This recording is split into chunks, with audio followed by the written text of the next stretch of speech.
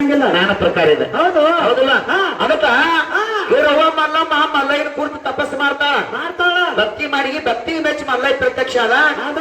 ನಿಮ್ಮ ಹೆಣ್ಮಕ್ಳು ಯಾಕೆ ಪ್ರತ್ಯಕ್ಷ ಆಗ್ಲಿಲ್ಲ? ನಮ್ಮ ಅಪ್ಪನ ಧ್ಯಾನ ಯಾಕೆ ಮಾಡ್ರಿ? ವರ ಕೊಡ್ತಕ್ಕಂತ ಶಕ್ತಿ ಹೆಣ್ಮಕ್ಳಲ್ಲಿ ಇದ್ರಿಕಿಲ್ಲ. ಹೌದಲ್ಲ? ಇದು ಒಂದ.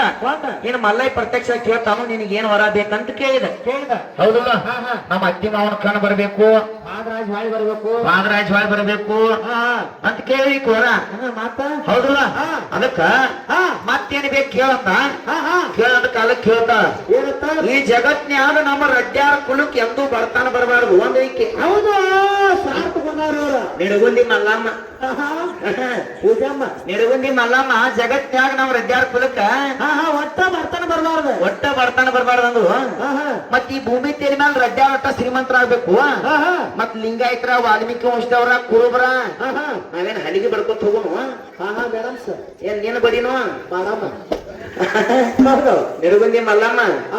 ಅದಕ್ಕ ರಡ್ಡ್ಯಾರು ಅಷ್ಟ, ಕುರುಬರು ಅಷ್ಟ, ವಾಲ್ಮೀಕಿ ವಂಶದವ್ರು ಅಷ್ಟ.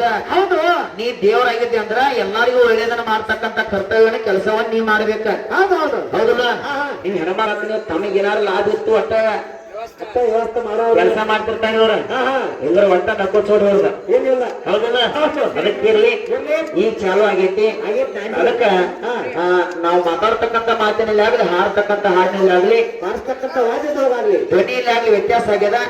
ನಾವು ಮಾಡಿರ್ತಕ್ಕಂತ ತಪ್ಪನ್ನ ಬದಿ ಹೋಯ್ತು ಒಪ್ಪಂತಕ್ಕಂಥದ ತಮ್ಮ ಅಂತಕನದಲ್ಲಿ ಸ್ವೀಕಾರ ಮಾಡ್ಕೊಂಡು ಹೋಗ್ತಿರತಕ್ಕಂತ ಕೂತಿರ್ತಕ್ಕಂತ ತಾಯಿ ತಂದಿ ಬಂದು ಹೋದವರಿಗೆ ನಮ್ಮ ಪರವಾಗಿ, ನಮ್ಮ ಮೇಲಿನ ಪರವಾಗಿ ಅನಂತ ಕೋಟಿ ದೀರ್ಘ ಪ್ರಣಾಮಗಳನ್ನು ಸಲ್ಲಿಸಿ ಯಥಾ ಪ್ರಕಾರ ಬಹಳ ಮಾತಾಡಿ ದೇವ್ ಪಾಜ್ ಆಗ್ತಕ್ಕಂತ ಮಾತಿಲ್ಲ.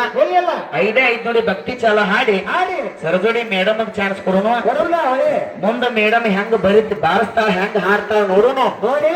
ಹೋರಿ ಸೈಡ್ ಕೊಡ್ನು.